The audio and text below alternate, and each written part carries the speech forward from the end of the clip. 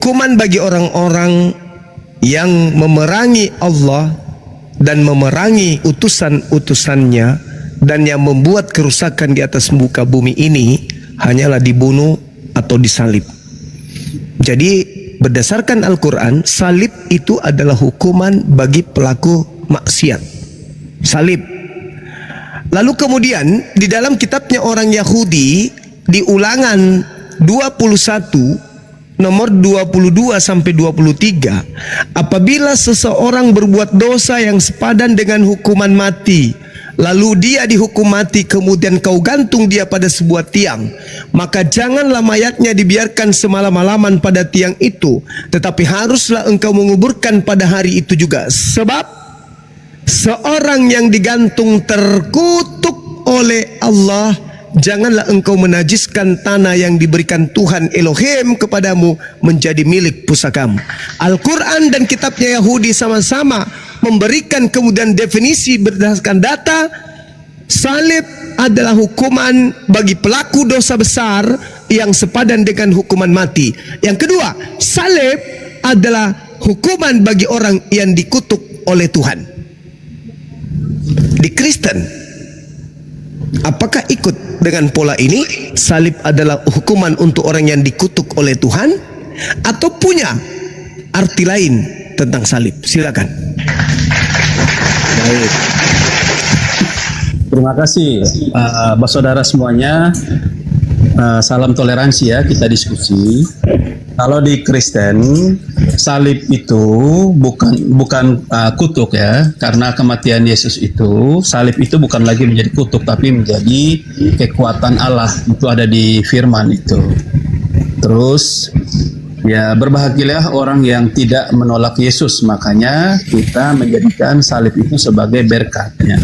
Jadi salib itu lambang keselamatan bagi seluruh dunia. Jadi bukan cuman bangsa Israel ya. Jadi yang dijanjikan keselamatan itu tidak hanya untuk bangsa Israel saja, ketika bangsa Israel itu telah menolak Yesus sebagai Tuhan dan juru selamat mereka. Karena sampai detik ini pun juga masih banyak bangsa Israel, tidak semua ya, ada juga yang sudah percaya, tapi hampir semua tidak percaya Yesus itu sebagai Tuhan. Sampai detik ini pun sama. Jadi disitulah kita yang sebenarnya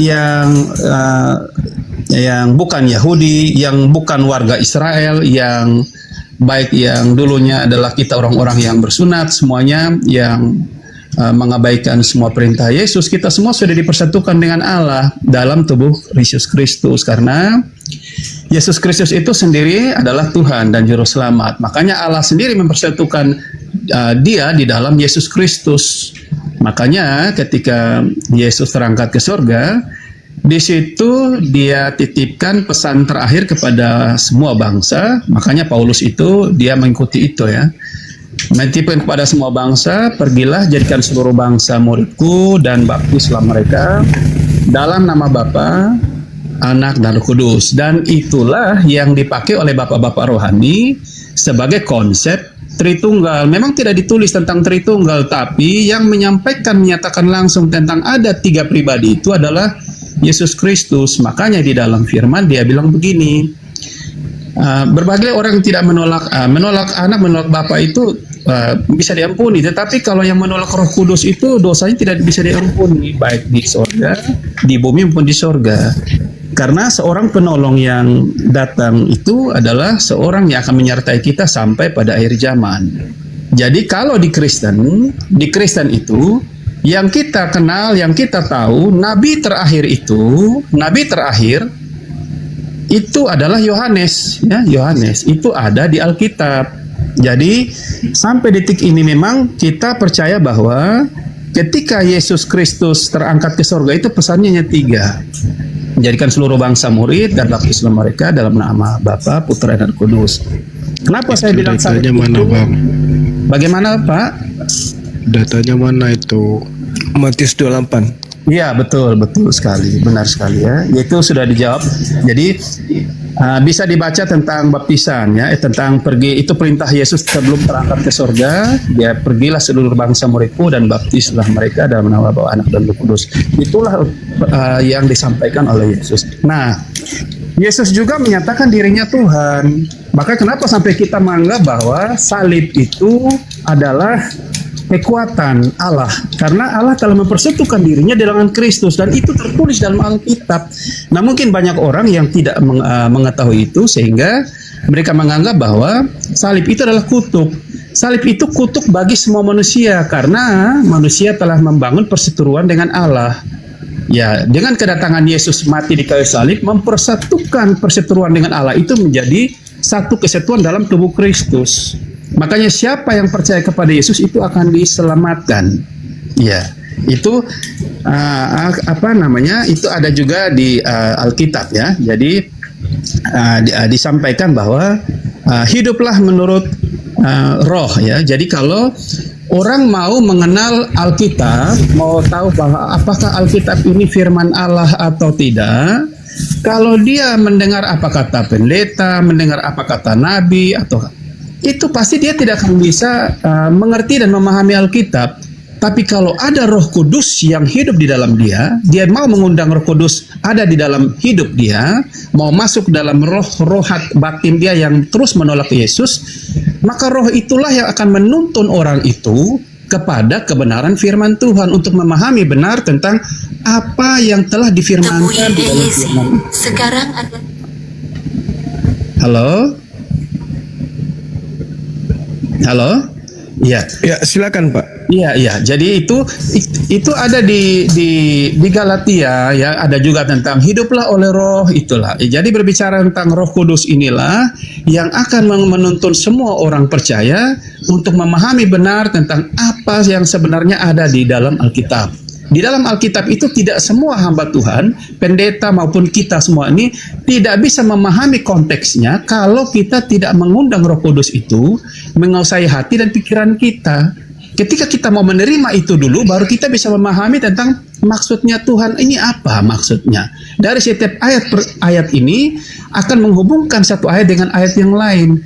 Kalau kita mau ya merendahkan hati kita untuk menaruh roh kudus Allah itu dalam kehidupan kita. Karena sekarang di dunia ini dan dunia yang akan datang itu yang akan mempersatukan kita dengan Allah yang tidak kelihatan itu, dan Yesus Kristus itu siapa?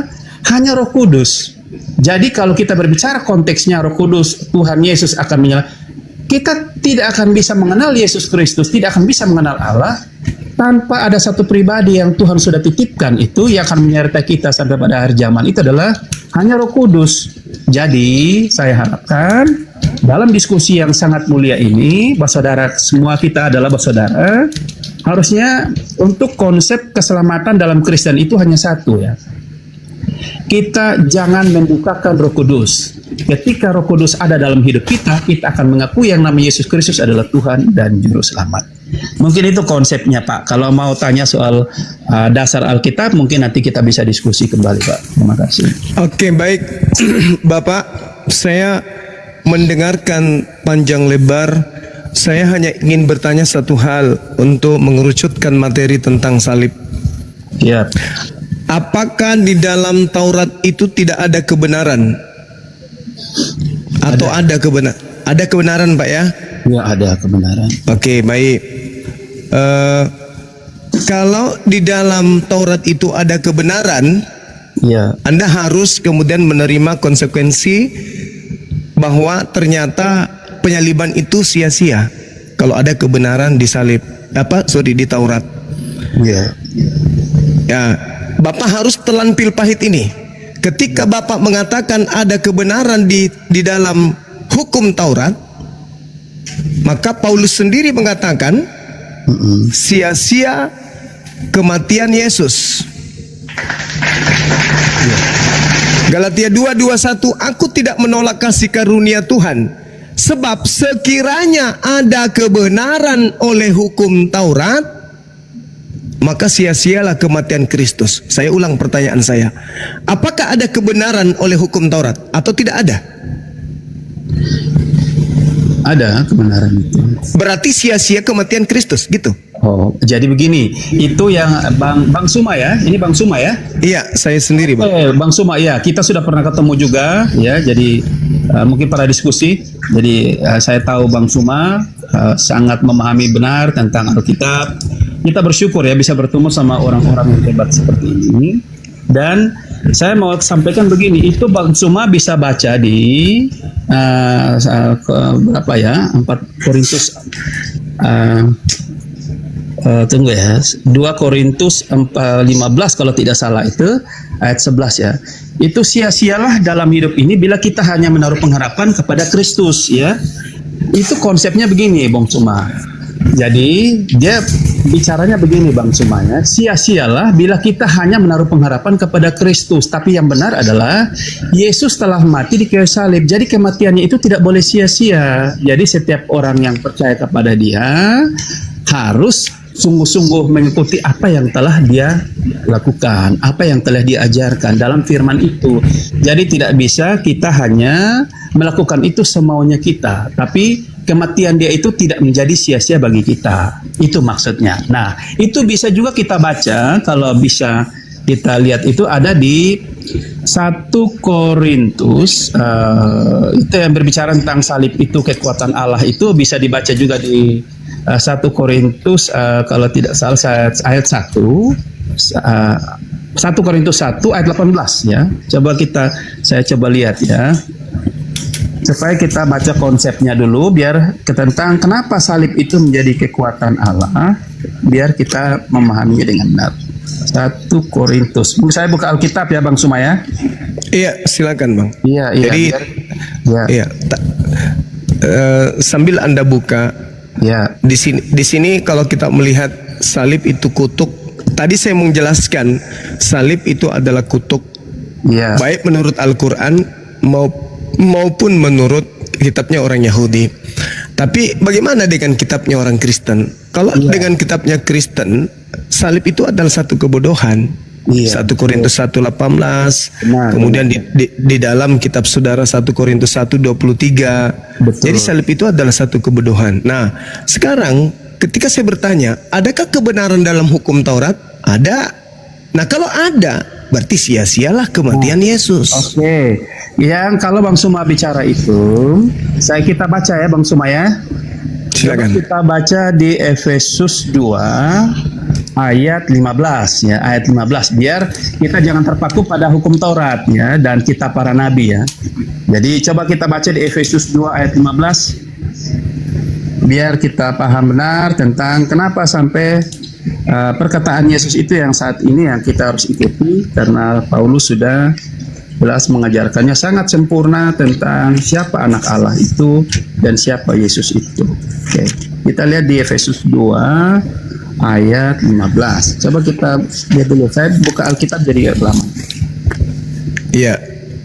Sebab dengan matinya Yesus sebagai manusia, Dia telah membatalkan hukum Taurat dengan segala perintah dan ketentuan yang ada di dalamnya untuk menciptakan keduanya menjadi satu manusia baru di dalam dirinya dan dengan mengadakan damai sejahtera. Itu Pak? Iya, benar sekali Bang. Nah, pertanyaannya, itu ucapan Bapa Elohim, ucapan Yesus atau ucapan Paulus? Iya, jadi dengan perkataan Paulus. Nah, ucapan Paulus. Iya. Jadi mungkin yang saya lihat ini bahwa Bang Suma sering menyalahkan Paulus ya, tapi Paulus ya, ini kan mengajarkan ucapan Paulus kan Pak barusan? Iya, benar. Ya. Ya, jadi Paulus itu yang dia ajarkan 1000%, bukan 100% lagi Bang Suma. 1000% adalah sebuah kebenaran. Dari Kristus. Iya, benar dari Kristus. Kristus yang mana Pak? Ya, Kristus yang telah menunjukkan dirinya, yang Bang Suma sering sampaikan itu bahwa iya, Yesus telah kan Kristus ini kan banyak. Ya. Paulus pun mengakui di dalam 2 Korintus 11 nomor 4 ada Kristus lain, ada Yesus lain. Iya, benar. Jadi yang disampaikan oleh Kristus lain itu Bang Suma itu tentang adanya nabi-nabi palsu, Baik Pak, baik. Ya, Baik, ya. kita deteksi aja. Ketika Paulus menuliskan surat di Efesus 2:15 bahwa Yesus Kristus telah membatalkan seluruh hukum yang ada di dalam Torah, tolong tunjukkan anak Maria mengucapkan itu di mana dan kapan dan apa isi ucapannya. Silakan. Bagaimana Bang Suma? Bagaimana Bang? Kalau yang menyampaikan kepada Paulus ini adalah anak Maria, bahwa kematiannya adalah untuk menghapus hukum Tuhan dan segala perintah yang ada di dalamnya, tolong tunjukkan di mana Yesus anak Maria katakan itu dan ucapkan itu. Maksudnya Yesus menyatakan dirinya Tuhan. Yesus mengatakan bahwa dia menghapus seluruh hukum Tuhan. Itu Kan Paulus, ya itu Paulus menerima dari Kristus. Kristus yang mana? Kalau itu adalah Kristus anak Maria, berarti Kristus anak Maria yang harus mengucapkan itu. Di mana Kristus anak Maria pernah mengucapkan itu, Pak? Iya, iya. Jadi Bang Suma, jadi apa yang disampaikan oleh Paulus itu apa juga yang telah difirmankan oleh Roh, karena Roh Kuduslah yang berbicara menggunakan Paulus ya, karena Paulus itu telah dipenuhi oleh kuasa Roh Kudus. Jadi apa yang disampaikan itu adalah kebenaran firman. Nah, Iya, itu dari Yesus, Pak. Maaf. Itu dari Yesus anak Maria atau dari Yesus yang lain? ya dari Yesus lah, karena Yesus siapa? Yesus yang mana? Yesus orang Nazaret itu yang telah mati. Yesus anak Maria. Iya, anak Maria yang telah mati. Di mana anak Maria pernah mengatakan ucapan bahwa dia datang untuk menghapuskan, untuk membatalkan hukum Taurat? Bukankah dia mengatakan di dalam Matius 5 nomor 19, barang siapa yang meniadakan hukum Taurat meskipun yang paling terkecil dan mengajarkan kepada orang lain, maka dia akan menempati tempat terhina di dalam kerajaan Tuhan. Dan bukankah juga Yesus mengatakan dalam Lukas 16:17, lebih mudah langit dan bumi lenyap daripada setitik dari hukum Taurat itu dibatalkan. Itu ucapan Yesus anak Maria. Kok tiba-tiba ada Kristus datang kepada Paulus mengajarkan ucapan yang berbeda, sedangkan Yesus itu ada dua. Iya. Itu benar, 1000% benar lah Bang Suma, benar. Jadi kalau kita mau mengenal apakah Paulus ini nabi benar ataukah dia palsu, bisa kita lihat dari ajarannya. Nah, ajaran Paulus itu tidak ada satupun yang bertentangan Lah tadi barusan dengan Yesus, ya. Jadi Yesus Ya. mengatakan lebih mudah langit dan bumi lenyap daripada setitik dari hukum Taurat. Hilang. betul, Kenapa Paulus mengatakan bahwa seluruh isi Taurat dan seluruh perintah yang ada di dalamnya batal? Itu ilmu dari mana Paulus dapatkan? Iya. Jadi makanya saya sampaikan biar dipahami ya. Jadi Paulus itu menyampaikan tentang kabar-kabar baik tentang keselamatan itu. Jadi dengan kematian Kristus itulah yang telah membawa damai antara manusia dengan Allah itu. Ya, jadi apa yang disampaikan Paulus itu jelas bahwa benar-benar itu dari Roh Kudus. Dan Kok bertentangan? Roh Kudusnya kok bertentangan dengan Yesus, Bang? tidak Yesus mengatakan barang siapa yang meniadakan hukum Taurat meskipun yang paling terkecil lalu mengajarkan kepada orang lain, maka dia akan menempati neraka. itu di mana, Matius Bang? Matius 19. Matius 5 nomor 19. Oke, kita baca saja ya Bang Suma ya. Iya, silakan. Tadi saya sudah baca itu, silakan. Biar di Matius 5 Nomor 19. 19, oke. 19. Ya, ini perikopnya tentang garam dunia dan terang dunia. Bukan ya, Yesus dan hukum Taurat ya. Oke. Ayat 19. Karena itu siapa yang meniadakan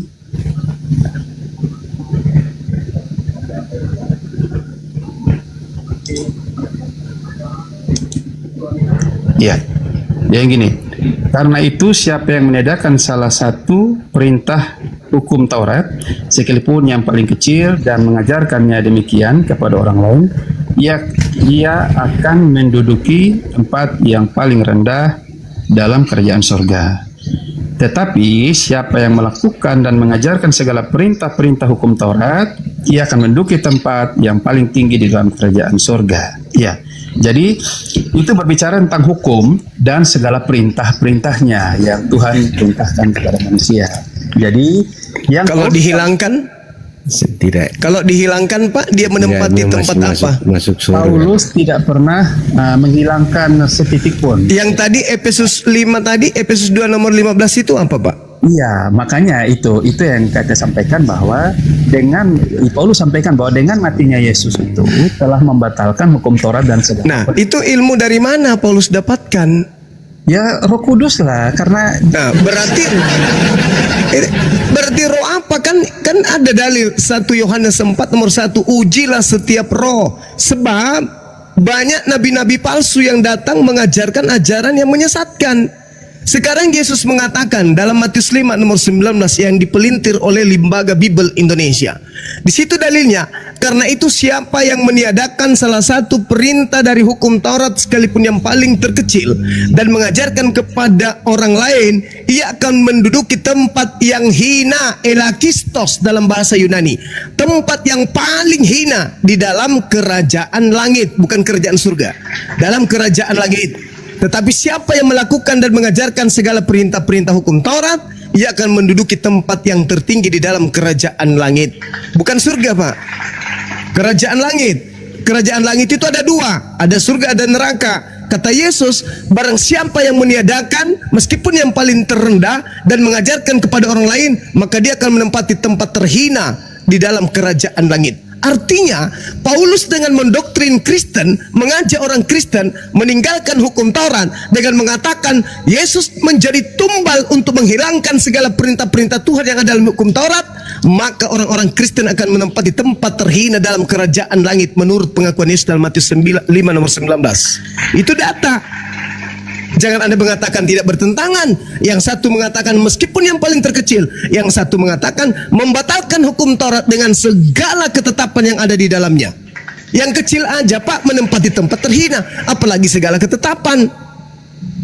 Jadi jangan Anda mengatakan itu ajaran Yesus. Tidak. Yesus anak Maria tidak mengajarkan menghilangkan hukum Taurat. Yang mengajarkan menghilangkan hukum Taurat adalah Yesus palsu yang datang kepada Paulus. Gitu Bang. Oke. Kita bisa lihat di Matius 23 itu tentang Yesus mengecam ahli-ahli Taurat dan orang-orang Farisi, Bang Suma, ya. Kenapa sampai hal itu terjadi? Karena pengajaran-pengajaran mereka itu kelihatannya seperti kebenaran, tetapi sebenarnya telah membelokkan kebenaran itu.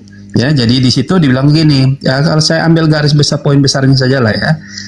Kalau di pasal berapa ya? 23 ayat 13 ya. Dia bilang gini ya. Celakalah kamu, hai ahli-ahli Taurat dan orang-orang Farisi. Hai kamu orang-orang munafik, karena kamu menutup pintu kerajaan surga di depan orang, sebab kamu sendiri tidak masuk dan kamu merintangi mereka yang berusaha untuk masuk. Celakalah kamu, hai ahli-ahli Taurat dan orang-orang Farisi, hai kamu orang-orang munafik, sebab kamu menelan rumah janda-janda sedang kamu mengelabui mata orang dengan doa yang panjang-panjang. Sebab itu kamu pasti akan menerima hukuman yang lebih berat. Itu ajaran Yesus tentang ahli-ahli Taurat ya. Jadi mereka selalu membawa seperti kayak itu adalah sebuah perintah Tuhan, itu adalah sebuah kebenaran. Tetapi sebenarnya ajaran mereka itu hanya untuk memuaskan keinginan mereka. Itu siapa itu Pak? Yang dimaksud mereka di situ orang Farisi ahli Taurat itu siapa? Ya untuk bangsa Yahudi sendiri kan. Jadi orang-orang Paulus, termasuk Paulus kan? Jadi begini semuanya enggak, bukan harus termasuk kita. Harus jujur. Coba Anda bukan Anda, emang Anda ahli Taurat, emang Anda itu orang Farisi, ada-ada aja.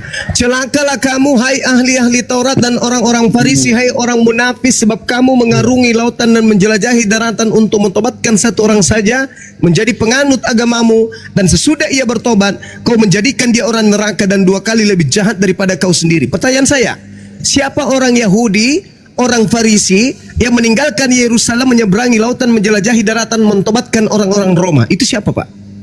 Paulus. Nah itu. Kalau bukan Paulus lalu siapa? Iya, jadi itulah yang Yesus sampaikan supaya benar-benar apa yang disampaikan Paulus itu benar-benar datangnya dari Tuhan. Jadi Bagaimana ceritanya datang dari Tuhan, Pak? Paulus itu Tuhan yang mana yang datang kepada Paulus membatalkan hukum Taurat? Tuhan, Pak, sabar. Tuhan, Pak, ketika dia datang kepada Nabi Musa, apa yang diterangkan kepada Nabi Musa?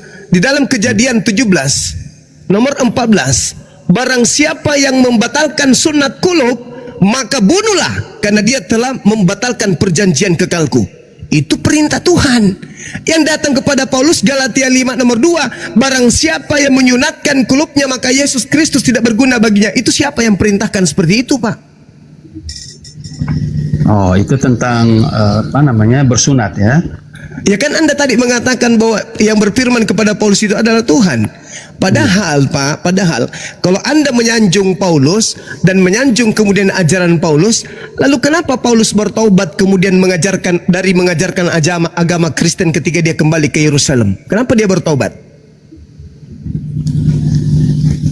Di dalam Kisah Para Rasul 21, Pak, nomor 15 sampai nomor 26, Paulus nyata bertaubat dari mengajarkan tidak bersunat.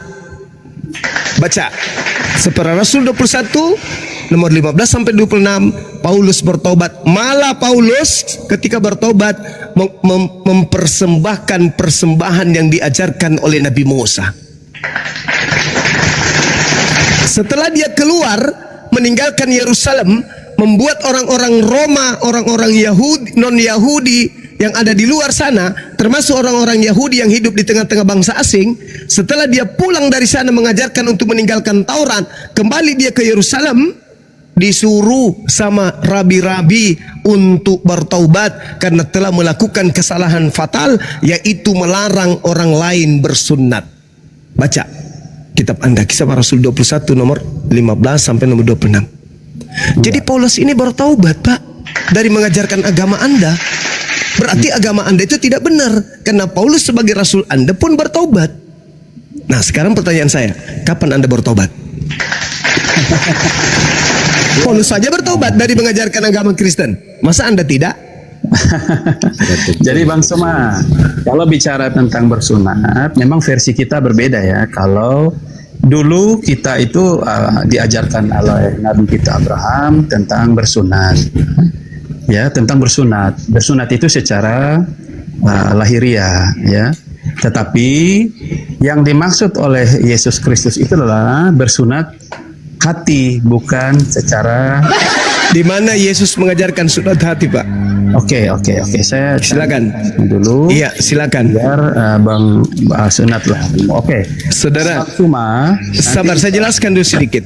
Karena Anda sudah lari kemana. Sunat hati itu diperintahkan kepada bangsa Israel. Betul. Di dalam Ulangan 30 nomor 6. Kenapa mereka disuruh sunat hati? Karena mereka sombong. Sombong kepada siapa? Sombong kepada perintah Tuhan. Ketika Ulangan mereka Ulangan 30 Anda baca. Ulangan 30 atau Ulangan 10 Bang Suma?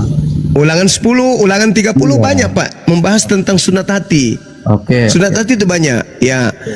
Yang pada intinya sunat hati itu adalah memotong kesombongan dalam diri hati kita, dalam diri manusia, agar hatinya itu tunduk kepada perintah Tuhan. Nah, perintah Tuhannya sunatkan kulubmu. Bagaimana mungkin Kristen disebut sunat hati ketika ada perintah untuk menyunatkan kulub, dia nggak mau terima, berarti hatinya sombong, berarti tidak sunat hati. Anda mendengarkan Paulus, Yesus Kristus tidak berguna bagimu kalau kamu memotong kulubmu. Pertanyaan saya, apa urusannya Yesus dengan kulub Anda? Oke, jadi kalau bicara tentang Paulus, sebelum Ulangan itu kan Paulus mengikuti ajaran sebelumnya. Jadi itu ajaran para nabi tentang Ulangan 10 itu. Yang kedua, Kisah Para Rasul 7 ayat 51 juga itu mensyaratkan tentang bersunat hati dan telinga. Ya, coba kita baca saja lah biar ya bisa kita lebih diedukasi dari firman-firman yang ada lah Bang Suma. Ya, Ulangan 10 ayat saya buka dulu Ulangan 16. Ya, 16 tentang sunat ya, 10 ayat 16. 10 ayat 16 biar kita paham benar tentang kenapa Paulus menyampaikan itu ya. Sebab itu sunatlah hatimu dan janganlah lagi kamu tegar tengkuk ya. Jadi ini berbicara tentang sunat hati. Nah, itu diperkuat lagi di dalam Kisah Para Rasul ya. Kalau tidak salah Kisah Para Rasul 7 ayat 51 ya. Kisah Para Rasul 7 ayat 51. Kisah Para Rasul 7. Coba kita baca ya. Para Rasul 7. Mudah-mudahan tidak salah ya. Saya coba ingat-ingat dulu Kisah Rasul 7 ayat 51 ya. Ayat 51. Ini ya mungkin ya. Iya. Ya, hai orang-orang yang keras kepala dan yang tidak bersunat hati dan telinga, kamu selalu menentang Roh Kudus ya, sama seperti nenek moyangmu. Demikian juga kamu. Siapakah dari itu. Jadi ini dia memperkuat tentang yang perlu itu adalah sunat hati ya. Jadi kita Kristen ini itu juga kalau tidak salah ada di coba ya tengah ya 5, diperkuat lagi di Kisah Para Rasul 15 ya kalau tidak salah ya. Coba kita baca lagi Bung Suma. Ya, siap. Ya, Pemacu mau tanya, itu untuk teologisnya, maaf ya Bang Zuma ya. Ya, Silakan Bang. Ya, yang dibaca tadi itu kan tentang keras kepala, keras hati dan telinga. Itu kan penafsirannya bagaimana ya secara teologis dengan sunat kulub itu ya? Oh ya, kita baca saja di Kisah Para Rasul ayat 15 lah, sahabat Bang Suma ya, biar kita bisa paham benar ya. Korintus 15 ayat yang pertama ya, kalau tidak salah, mudah-mudahan tidak salah ya. Jikalau kamu tidak bersunat menurut adat istiadat yang diwariskan oleh Musa, kamu tidak dapat diselamatkan. Tetapi Paulus dan Barnabas dengan keras melawan dan membantah pendapat mereka itu ya. Akhirnya ditetapkan supaya Paulus dan Barnabas serta beberapa orang dari jemaat itu pergi kepada rasul-rasul dan penata-penatua di Yerusalem untuk membicarakan soal itu. Jadi itu sudah ditantang oleh Paulus dan Barnabas ya, sudah sebelumnya tentang hal bersunat itu. Jadi tentang keras kepala itu, itulah yang tadi yang Pak sahabat semua sampaikan itu, bahwa kenapa sampai mereka menentang itu, karena yang disampaikan Tuhan itu adalah untuk bersunat hati dan bukan secara lahiriah lagi. Makanya enggak Bang, kayaknya akan salah ini. Kalau enggak ada hubungannya Bang, secara teologis maupun historis itu enggak ada hubungannya sih. Menurut saya ya. Kita sesama, saya temannya Abang mestinya. ya, Coba dicek dulu deh secara teologisnya. ya. Jadi kalau kita ini konsep selamat dan tidaknya itu kita hanya cukup percaya. Jadi konsepnya itu setiap kamu jadi sudah diganti seremonialnya itu dengan minum makan roti dan minum cawan ya. Itu berbicara tentang tubuh dan darah Kristus. Jadi ketika kita bersama-sama memakan roti dan meminum cawan atau minum darah dan makan tubuh Kristus, maka kita sudah bersama-sama dengan Kristus akan diselamatkan. Jadi hal-hal seremonial itu telah diganti dengan kematian Kristus. Makanya perintah Yesus terakhir itu adalah pergi ajarkan seluruh bangsa muridku dan baptislah mereka. Karena kematian Kristus itu tidak boleh sia-sia bagi orang-orang yang tidak menerima Dia. Jadi semuanya harus menerima dia sebagai Tuhan dan Juru Selamat agar semuanya seremonial itu dipatahkan sesuai dengan yang disampaikan tadi di Efesus itu ya. Tentang matinya Yesus telah membatalkan hukum Taurat dan segala perintahnya. Nah, hukum yang baru itu tentang kamu harus makan roti dan minum cawan, ya. Jadi cawan yang itu adalah Tuhan Yesus telah menerima semua konsekuensinya di kayu salib, dan meminum cawan itu ya, tentang meminum semua yang tidak benar di dunia ini menjadi tanggungan dia. Jadi kita harus benar mati di dalam Kristus bersama-sama dengan dia, yang disebut dengan perjamuan kudus, ya. Jadi kenapa orang Kristen itu harus Kayaknya nggak nyambung deh. nggak nyambungnya bagaimana, Bang? Kan kita bicara tentang bersunat. Kalau bersunat Sunat hati itu, saudara Maco, sunat Ya. hati itu kan tradisi Yahudi, Bang. betul. Tradisi Yahudi di mana yang disebut sunat hati itu adalah tunduk berserah diri kepada aturan Tuhan, bukan melawan. Ya, confirm Itu. kalau itu Bang Zuma. Ya. Itu sunat Teologisnya hati. begitu. Ya. Iya. Itu yang betul. Nah, sedangkan Kristen malah diajarkan untuk meninggalkan hukum Tuhan. Galatia 5 nomor 1. Galatia 4 nomor 7. Kristen ini tidak lagi hamba Tuhan. Kalau Kristen bukan lagi hamba Tuhan, lalu hamba siapa Kristen ini? Sedangkan Tuhan itu memerintahkan kepada umatnya untuk bertekun dengan setia menjalankan segala ketetapan, ketentuan, hukum-hukum yang datang kepada para utusannya. Itu makanya tadi Bang, kalau berbicara mengenai hukum yang datang kepada Bani Israel, sunat hati itu mustahil jadi Kristen. Karena sunat hati artinya menjadi orang Yahudi yang taat. Makanya Yesus dalam Matius 23 mengatakan apa? Jangan kau mengikuti orang Yahudi. Kenapa? Kamu tidak boleh mengikuti ahli Taurat, orang Farisi, sebab mereka menduduki kursi Musa. Mereka mengatakan tentang Taurat, tetapi mereka tidak mempraktekkan. Makanya dalam hukum Taurat itu Ulangan 27 nomor 26, terkutuklah orang yang tidak mempraktekkan hukum Taurat dengan perbuatan. Hukum Tauratnya sunat kulubmu. Kalau ada orang tidak menjalankan hukum itu dengan perbuatan, terkutuk. Itu dalil, Bang. Makanya orang Yahudi disuruh tunduk kepada hukum Tuhan. Jadi kalau Anda tidak bersunat, perintah Tuhannya apa? Terkutuk. Anda terkutuk karena Anda tidak menyunatkan nonot Anda. Itu dalil. Tapi Paulus kemudian menerima pengajaran dari Kristus yang ada di padang gurun, yang bertentangan dengan ajaran Tuhan. Makanya Yesus mengatakan, waspadalah kepada penyesat yang datang kepadamu dengan memakai namaku Kristus dan berkata, akulah Kristus. Mereka akan menyesatkan banyak orang. Makanya tadi polanya awal, Bang, salib itu kutuk atau berkat. Al-Quran mengatakan kutuk, kitabnya orang Yahudi mengatakan kutuk, Kristen mengatakan di kitabnya kebodohan. Salib adalah kebodohan. Bukan kebodohan, Bang. Salib adalah tidak. Salib adalah kebodohan. Bukan, Bang. Ya, coba kita baca ya.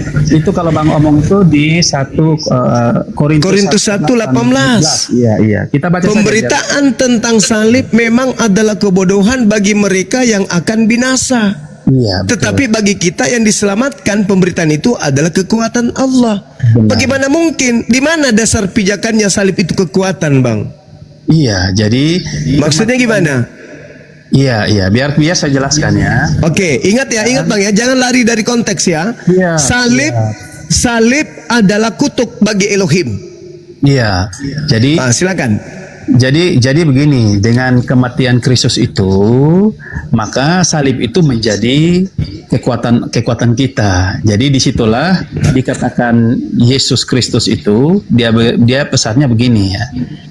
Ya, kenapa sampai kita menganggap salib itu kemenangan bagi kita, kemerdekaan bagi setiap orang percaya, yang harusnya semua bangsa-bangsa itu berbahagia.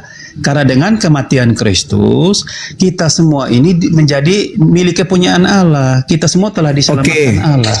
Oke Bang, Ya. itu ilmu yang muncul belakangan kan?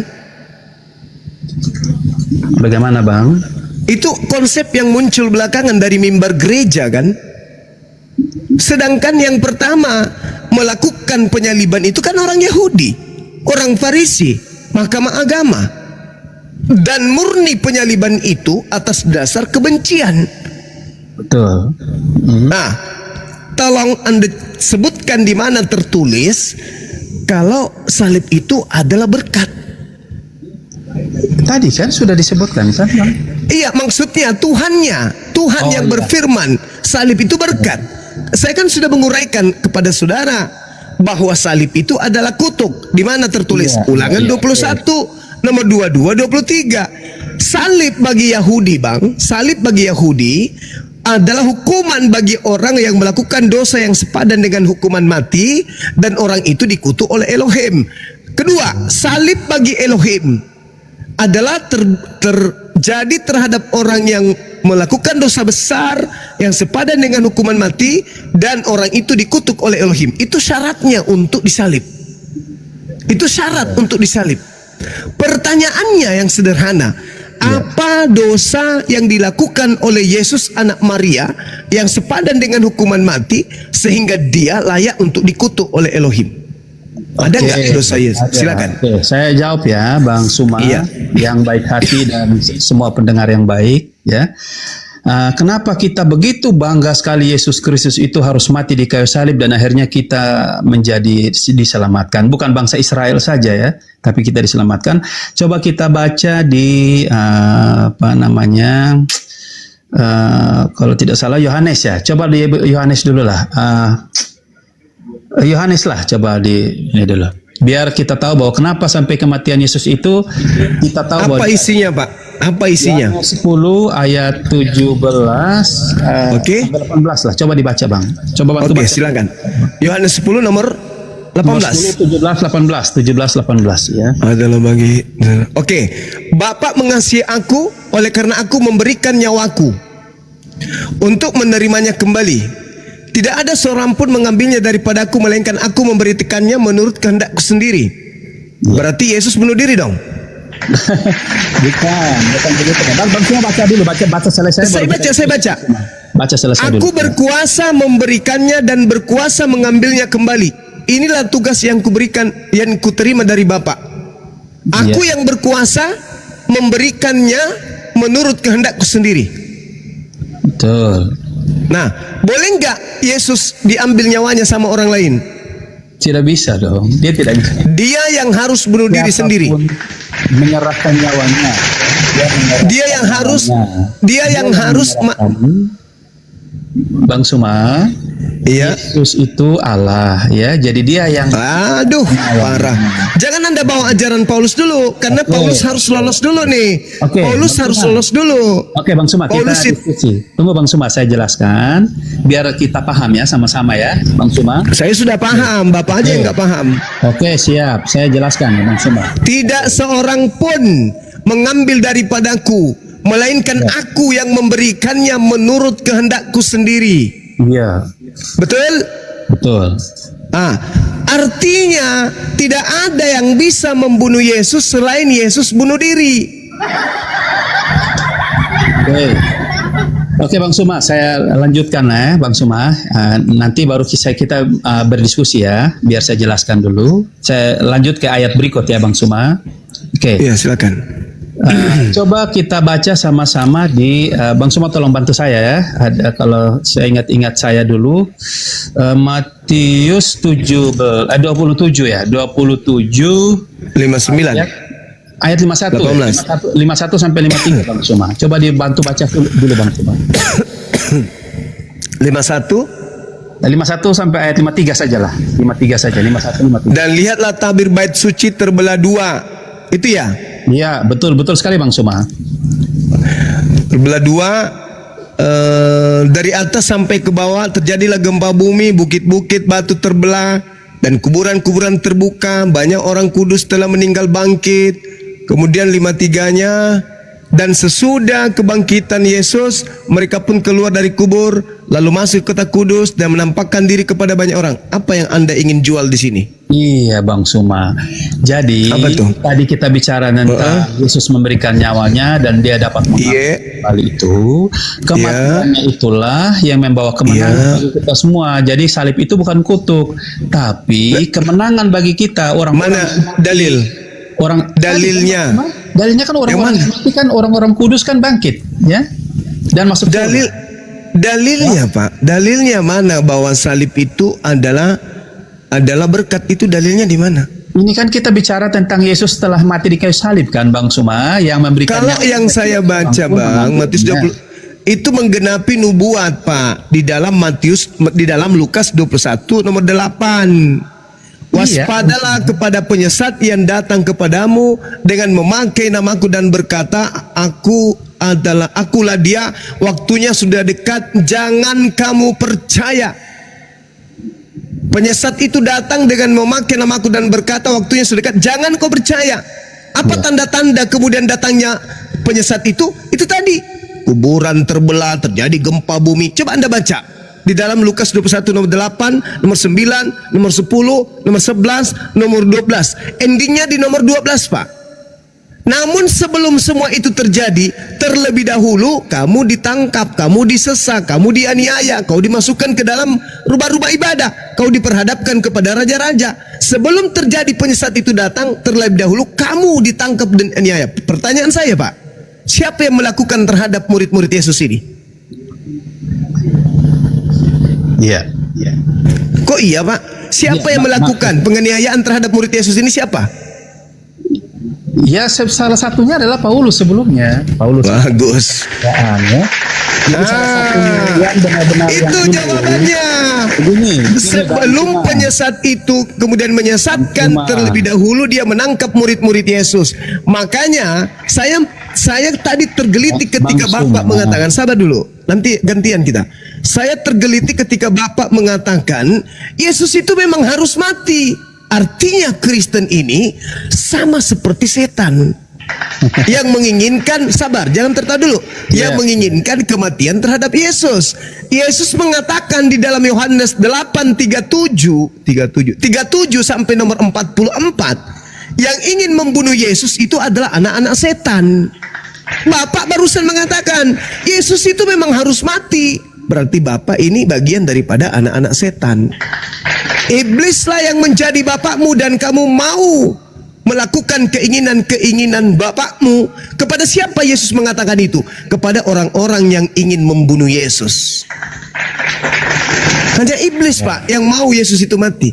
Kalau pencipta langit dan bumi tidak mau Yesus itu mati, nggak mau. Iya. Makanya tema kita, salib itu kutuk Tuhan atau berkat Tuhan. Kalau saya sudah menyajikan salib itu adalah kutukan Tuhan. Mana dalilnya? Di dalam Ulangan 21, 22, 23. Al-Quran surah Al-Maidah ayat 33. Sekarang tugas Anda, di mana salib itu adalah berkat Tuhan? Dalil yang kita butuhkan. Iya. Tadi kan kita sudah Silakan. Bang Suma. Cuman karena mungkin kita sama-sama beda cara pahamnya saja. Jadi yang saya sampaikan itu tentang ketika Yesus mati di kayu salib memberikan nyawanya, maka salib itu adalah satu kekuatan Allah yang luar biasa yang mempersatukan kita dengan tubuh Kristus. Ayatnya bang, di mana mungkin Bang Zuma kita jelaskan dengan ayat mungkin akan lebih jelas gitu Mas. Coba. Saya sudah jelaskan di Yohanes 10 ayat 17 sampai 18, cuman beda kita pemahaman. Yang kedua ada di Matius 27 ayat 51 sampai 53. Yesus waktu dia mati, orang-orang kudus naik ke surga. Terus yang berikut Bang Suma, coba kita kalau yang Wahyu 20 ayat 6 lah Bang Suma ya. Jadi yang saya minta perkataan Tuhan Elohim. Ya. Perkataan Tuhan Elohim yang mengatakan salib itu kutuk. Ingat Pak ya, salib itu hukuman orang-orang Yahudi dan orang-orang Roma. Orang Roma menyalib seseorang itu karena penjahat nasional. Orang Yahudi menyalib orang itu karena melakukan dosa besar yang sepadan dengan hukuman mati yang dikutuk oleh Tuhan. Itu cuman ada dua yang melakukan hukuman salib. Orang Yahudi karena hidup di bawah pemerintahan Roma, dan orang Roma yang memang Itu adalah cara menghukumnya. Nah sekarang salib ini di Kristen adalah lambang keselamatan. Sedangkan salib itu asalnya dari Yahudi dan Roma. Roma menyalib seseorang karena penjahat. Yahudi menyalib seseorang karena dikutuk. Iya. Nah sekarang kenapa bisa jadi berkat di Kristen? Kalau Anda mengambil data misalnya dalam Yohanes 10 nomor 18-19, itu tidak ada korelasinya di sana. Yesus memang mati-matian memperjuangkan, rela dia mati di hadapan Tuhan, menyerahkan nyawanya demi mengajarkan ajaran Tuhan kepada Bani Israel. Tidak ada nabi pengecut, Pak. Yesus mengatakan tidak seorang pun yang dapat mengambil daripadaku nyawaku, melainkan aku memberikannya menurut kehendakku sendiri. Tidak ada. Berarti ketika orang-orang Yahudi, ahli Farisi, mahkamah agama, orang Roma berkongkok-kongkok karena dengki ingin membunuh Yesus, apakah berhasil? Tidak, Pak. Tidak berhasil. Karena yang bisa mengambil nyawa Yesus hanya Yesus itu sendiri, menurut Yohanes 10 nomor 17, 18, 19 yang Anda bawa tadi. 17, 18, sorry. Jadi tidak ada yang bisa mengambil nyawa Yesus. Sedangkan di dalam Yohanes 11 nomor 53, mulai hari itu mereka sepakat mengambil nyawa Yesus alias membunuh Yesus. Ada nggak yang bisa mengambil nyawa Yesus? Ada nggak yang bisa membunuh Yesus? Nggak ada. Kata Yesus di dalam Yohanes 10 nomor 17, 18, tidak ada yang bisa mengambil nyawaku, tidak ada yang bisa membunuhku kecuali aku sendiri. Iya, jadi di dalam salib itu memang membawa sukacita ya bagi orang Kristen ya. Jadi di situ memang orang-orang yang melihat kematian Yesus itu seperti saya ini sangat bangga dan sangat bersyukur. Itu bisa kita lihat di Efesus ya. Coba kita baca di Efesus saja lah Bang Suma biar kita paham ya. Efesus 2 ayat Ya udah selesai itu Pak, udah selesai. Kesimpulan saya gini. Kita buka lagi di Kolose lah Bang Suma coba kita buka. Selesai Pak. Kalau berbicara mengenai surat-surat Paulus, ya. Itu sudah selesai, udah tamat. Paulus adalah orang yang mengajarkan kematian di atas salib itu bukan kutuk tapi berkat. Iya. Itu udah selesai. Nah sekarang firman Tuhan yang mengatakan salib itu berkat itu di mana tertulis? Iya. Coba kita baca di Ibrani lah, Ibrani 12. Ibrani itu penulisnya sampai hari ini kita tidak ketahui siapa. Yang saya tanya firman Tuhannya Pak. Firman Tuhannya mengatakan begini. Keluaran 23 nomor 7 nomor 8. Iya. Dusta jangan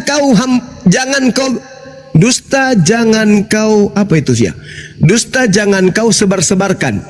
Iya. Orang yang benar jangan kau bunuh. Orang yang tidak bersalah jangan kau bunuh. Sebab aku Tuhan tidak akan membenarkan orang yang bersalah. Kalau Tuhan sudah mengunci seperti itu Pak, dan Yesus ini orang benar, Yesus ini orang yang tidak bersalah, lalu atas dasar pijakan apa Anda senang atas kematian Yesus? Iya. Sangat bangga Bang Suma. Oke, kita coba. Tapi Tuhan melarang jangan membunuh Yesus. Kenapa Anda bangga? Oke. Bang Suma, kita baca begini Bang Suma. Kita mungkin beda paham ya, makanya tadi saya bilang. Bukan beda paham, Anda dan Tuhannya Yesus beda paham, bukan saya. Oke Bang Suma. Makanya tadi saya pembuka itu saya sampaikan bahwa untuk memahami konsep Alkitab harus ada Roh Kudus dulu dalam hidup kita. Inilah coba. Sekarang saya tanya tentang Roh Kudus, Pak. Roh Kudus ini bertentangan dengan Tuhan atau melawan Tuhan? Bagaimana? Ayo, Roh Kudus yang Anda maksud ini melawan Tuhan atau taat kepada Tuhan? Roh Kudus, ingat Pak, Yohanes 6:16 kata Yesus di data nomor 7, 8, 9, 11, 12 dan juga 13-nya, Roh Kudus tidak berkata-kata dari dirinya sendiri, melainkan apa yang didengarkan dari Tuhan itulah yang disampaikan. Nah sekarang Tuhannya berfirman, jangan kau membunuh orang yang benar, jangan kau membunuh orang yang tidak bersalah. Berarti Roh Kudus harus tunduk kepada perintah itu. Roh Kudus yang Anda maksud, Roh Kudus yang bertentangan dengan Tuhannya Yahudi, atau Roh Kudus yang justru tunduk kepada Tuhannya Yahudi? Mana yang Anda maksud Roh Kudus ini? Jangan-jangan roh setan? Oke, itunya. Kita kalau bicara Roh Kudus, Bang Suma, Roh Kudus itu datang ke dunia itu karena diutus oleh Allah dalam nama Yesus Kristus, Bang Suma. Yesus Kristuslah yang meminta Roh Kudus itu datang ke dunia. Jadi apa yang disampaikan Paulus itu adalah rohnya Tuhan, ya, karena Roh Kudus, karena Yesus yang meminta untuk menyertai semua orang percaya. Oke. Rohnya Gitu, Bang. Tuhan, oke. Rohnya Tuhan bertentangan dengan Tuhan nggak? Ya tidak mungkin dong, Bang Suma. Tidak mungkin. Ya. Sekarang Tuhan melarang membunuh orang yang tidak bersalah. Ya. Boleh nggak Yesus dibunuh menurut Roh Kudus? Ya memang harus, wajib Yesus harus mati untuk, menyelamatkan kita. Oke. Bagaimana Anda mengatakan harus? Sementara Tuhan tidak menginginkan pembunuhan terhadap orang benar. Yang membunuhnya kan itu orang Yahudi, Bang Suma. Ya, Iya. yang membunuhnya, yang membunuhnya adalah orang Yahudi. Tuhan tinggal diam ketika orang benar ini ingin dibunuh. Tuhan tinggal diam, Tuhan merestui, Tuhan mengiyakan, Tuhan mengaminkan, Tuhan membiarkan, atau Tuhan akan membelanya. Nah, kalau dari tadi yang saya dengar yang pakai mana? Pasal Yohanes kan? Ya, Yohanes. Ini soal Tuhan membenarkan atau tidak. Nah, ini kan soal yang Yohanes 10 ayat berapa tuh tadi? 17 18. 18. Oke, saya baca yang dari sebelum dari ini ya, dari ayat sebelumnya ya. Ya. Sama seperti Bapa mengenal aku dan aku mengenal Bapa, dan aku memberikan nyawaku bagi domba-dombaku. Ada lagi padaku domba-domba lain yang bukan dari kaum ini, dari kandang ini. Domba-domba ini harus kutuntun juga, dan mereka akan mendengarkan suaraku, dan mereka akan menjadi satu kawanan dengan satu gembala. Bapa mengasihi aku karena aku memberikan nyawaku untuk menerima kembali. Berarti Bapa mengasihi Yesus untuk memberikan nyawaku dan menerimanya kembali. Berarti kan memang Allah Bapa ini memang merestui bahwa ini bukan bercerita tentang penyaliban, Cak Ayu. Anda menerjemahkan ini. Loh, mana ada salib di situ? Salib Mana ada salib di sini? Nah, di mana dalilnya Yesus? Peristiwa untuk pengorbanannya Tuhan Yesus di kayu salib. Kata siapa Yohanes 10 berbicara mengenai Ini kan gini. Lihat, ini kan memberikan nyawa kan, berarti kan akan memberikan nyawa, tapi kan bukan disalib. Yesus memperjuangkan kemudian. Perkaranya gini, Bang Zuma. Loh, gimana ceritanya orang-orang ini? Perkaranya kan gini. Sekarang yang dipermasalahkan kan kutuk atau berkata. Definisi salib dulu. Salib ini kan menurut Yahudi kutuk, karena memang kutuk. itu, menurut Tuhan? Menurut Tuhan? Kutuk, ya kan? Menurut Tuhan? Menurut Tuhan dari yang mana dulu maksudnya? Ya, Ulangan 21, 22, 23 lah. Menurut Itu kan Tuhan yang disalib. Lah. Kan di Taurat kan?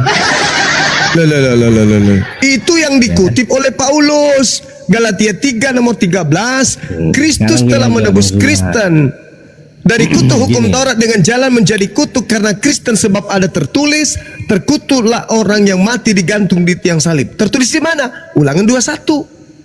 22, 23. Terkutuk itu menurut pemahaman orang Yahudi. Itu firman Tuhan. Menurut pemahaman orang Yahudi. Kalau menurut firman Tuhan, berarti seperti yang apa? Di mana Tuhan menginginkan? Ini kan Sebentar, Bang.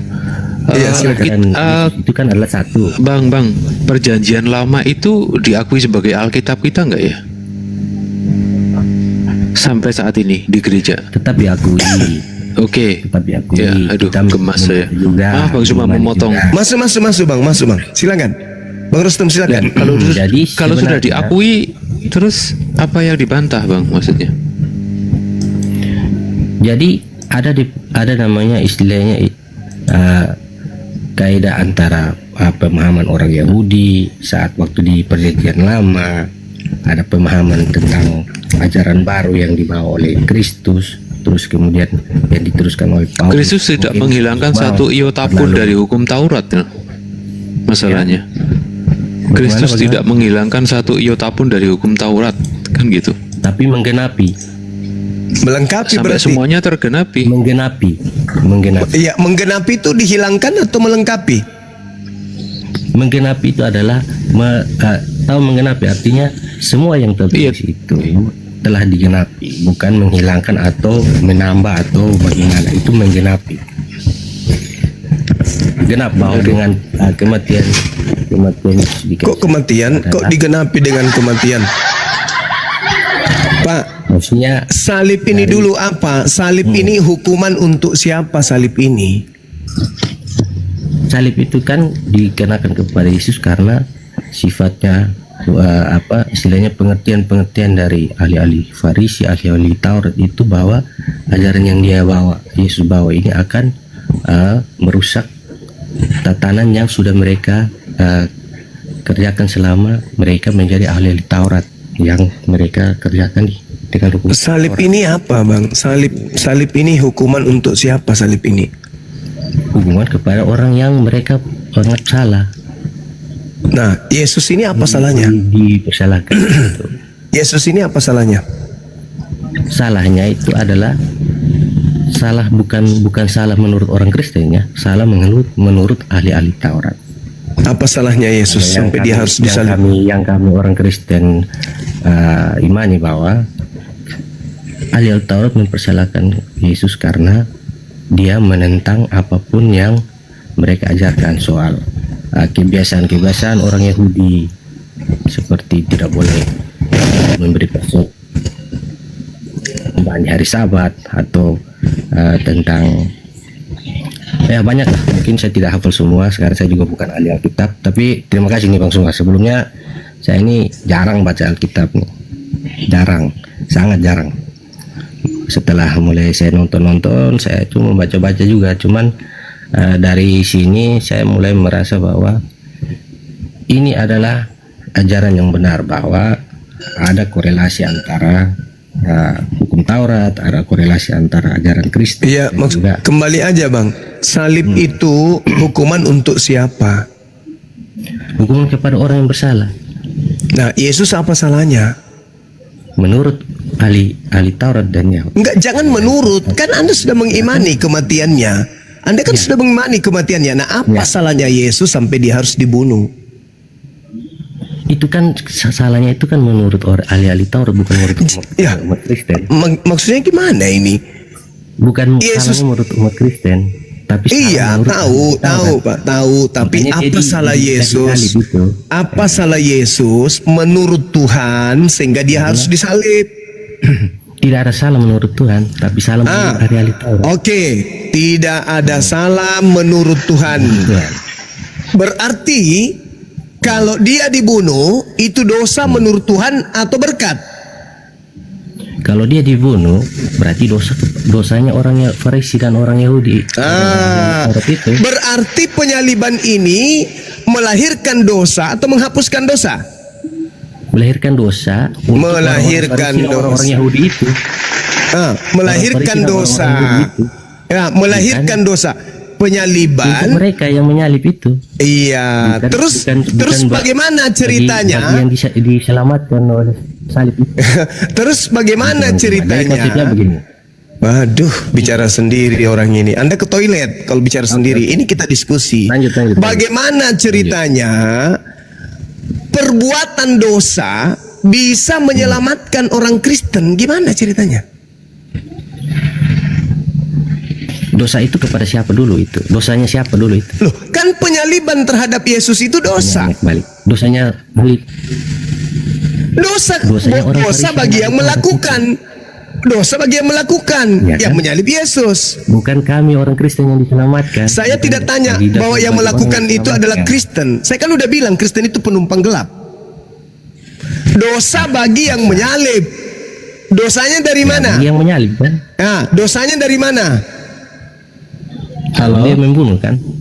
Dari dosanya dari Tuhan. Tuhan yang memberikan dosa kepada pembunuh. Betul? Oke. Karena melanggar perintah Tuhan, jangan kau bunuh. Betul. Terus ini Kristen kenapa bisa dapat berkat dari perbuatan dosa orang? Ya karena dia diutus itu untuk menyelamatkan, Dengan cara? bukan dengan cara? mereka mengampuni dosa, menyelamatkan. Dengan cara apa Yesus diutus menyelamatkan, dengan cara apa? Dia dikutuk menurut orang Yahudi, disalib, ya kan? Bukan. Dibunuh Abang ini oleh orang Yahudi Farisi berarti dosa. dengan dosa, ya kan? Berarti dosa. Pembunuhan terhadap Yesus itu bertujuannya, sahabat, tujuannya untuk menyelamatkan Kristen. orang-orang yang beriman kepada Yesus Kristus. Itu. Oh, berarti pembunuhan yang mengakibatkan dosa kepada orang Yahudi, pelaku pembunuhan, itu adalah keselamatan untuk Kristen, gitu. Bukan penyelamatnya itu pembunuh. Berarti sebenarnya di sini bukan Yesus juru selamat Anda, tapi juru selamat Anda adalah orang yang membunuh Yesus. Itu yang betul. Bukan. Loh. Salah. Kuncinya bagaimana? Salah. Coba Kok salah? Coba pikir logikanya ya. Ini kita menurut ya. Ini menurut ya.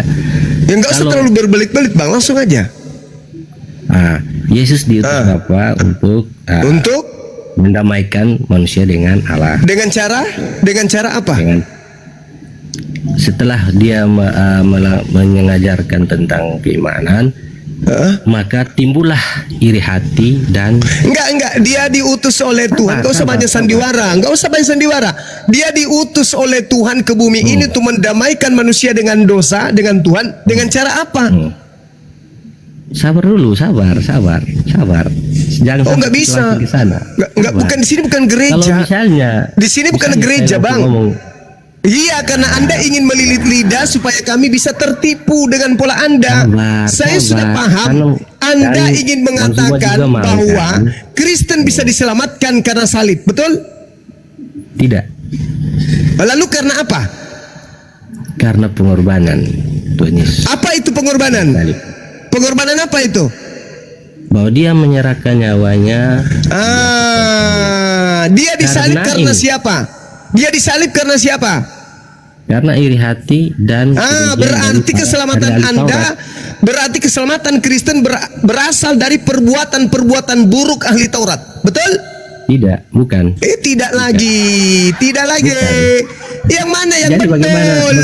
bagaimana bisa orang kalau misalnya Yesus itu tidak disalib misalnya. Berarti penyaliban itu adalah, dengar. Berarti penyaliban itu adalah hadiah dari pelaku maksiat. Bukan.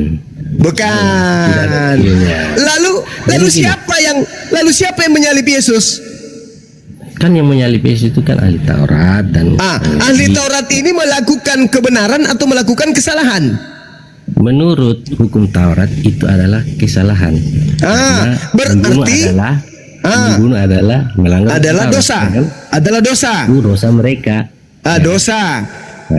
Nah, sekarang Kalau akibat dari dosa yang mereka tanggung, ada nggak yang diselamatkan dari dosa mereka itu? Yang diselamatkan adalah orang-orang yang percaya bahwa orang-orang yang percaya Berarti bahwa yang pengorbanan menjadi itu- pahlawan di sana, Bang, siapa yang jadi pahlawan di sana? Pembunuh Yesus atau?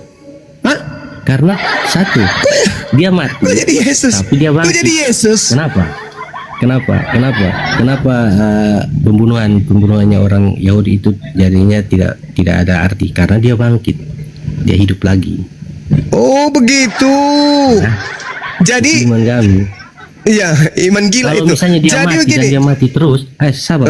Kalau Yesus itu mati dan mati terus, bahwa berarti betul Yahudi, orang Yahudi itu yang berjasa untuk menjadi Keselamatan itu pahlawan bagi kami. Sekarang begini. Tapi karena Yesus mati dan dia bangkit, maka Oke, begini, saudara, jangan bicara sendiri, Bang. Jangan, saudara, daripada saya turunkan Anda, mending kita diskusi. Jangan bicara sendiri. apalah.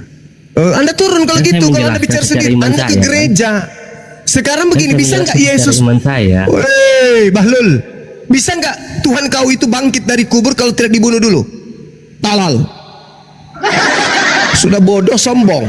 Kalau bodoh mau belajar nggak apa-apa. Ini bodoh Bahlul. Oh enggak, kalau dia mati terus nggak bangkit, berarti itu sia-sia. Sekarang pertanyaannya, kalau dia tidak dibunuh bisa bangkit nggak dari kematian? Dasar pemakan babi, otak nggak berfungsi. Udahlah, capek pun. Gak ada yang pintar orang Kristen ini memang. Halo, Udah ditakdirkan menjadi bodoh. Kau lagi, apalagi. Silakan Dinda Kores. Diskusi Bang Suma. Maci belum mau tidur? Belum Bang Suma, ini masih perlu sama Bang Suma. Enggak, itu sama Bang Kores saja. 1 Korintus 4:10 itu cukup. Lanjut Bang Kores.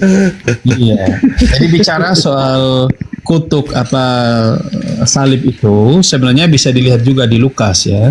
Jadi malaikat sendiri yang menyampaikan kenapa Yesus harus disalibkan walaupun dia tidak berdosa. Karena itu Oh sudah gitu. dibuat. Malaikat menyampaikan di apa? Di mana? Malaikat menyampaikan Yesus harus disalib. Menarik ini. Iya, memang ada dicoba bacalah di Lukas 4 Lukas berapa? itu ya. Lukas 4 Lukas 24 ayat 4 sampai 7 lah, ayat 4 sampai 24 dari 4 sampai 7 ya kita baca. 24 ayat 4 sampai 7. Oke. Sementara mereka berdiri terbanggu-banggu karena hal itu, tiba-tiba ada 2 orang berdiri dekat mereka memakai pakaian yang berkilau-kilauan.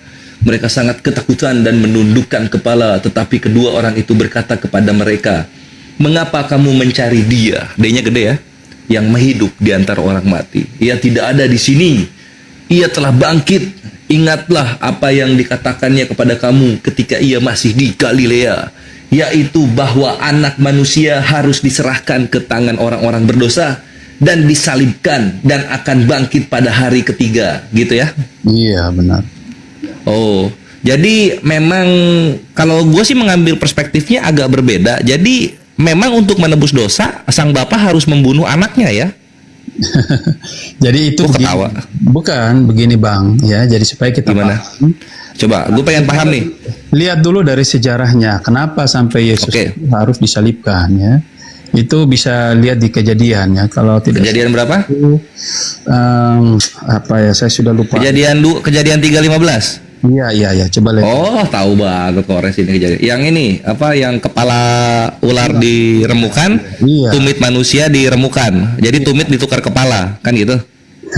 Jadi begini, Lu Pak. ketawa lagi. Enggak, saya jelaskan. Jadi Boleh. untuk pernyataan Allah itulah yang menjadi dasar bahwa Yesus harus mati di kayu salib, karena hubungan sudah terputus ketika Adam yang sebenarnya Adam itu adalah manusia yang tidak harus mati, dia bisa menjadi manusia kekal, tapi karena dosalah yang membuat jarak, memutus hubungan antara manusia itu dengan Allah. Jadi Torah itu percuma ya? Zaman Musa itu percuma juga ya? Yang mana, Bang? Maksudnya? Ya kan apa terputus nih hubungan dengan Allah manusia ini gitu. Benar. Torah buat apa kalau gitu? Jadi biar saya jelaskan. Jadi, Jelaskan lagi. ya, oke. Mungkin boleh saya bertanya juga, Bang, karena Bang sebut soal Musa ya, Musa. Iya. Sedikit ya, Bang ya. Boleh. Kita diskusi ya, boleh ya. Oke. Boleh banget. Allah itu bisa salah tidak, Bang? Allah itu bisa salah nggak bisa dong. Kalau salah berhala jatuhnya. Amin. Saya sepakat 1000% Amin. sepakat Allah tidak mungkin salah ya. Iya. Oke. Kenapa sampai Allah mau mengeluarkan bangsa Israel dari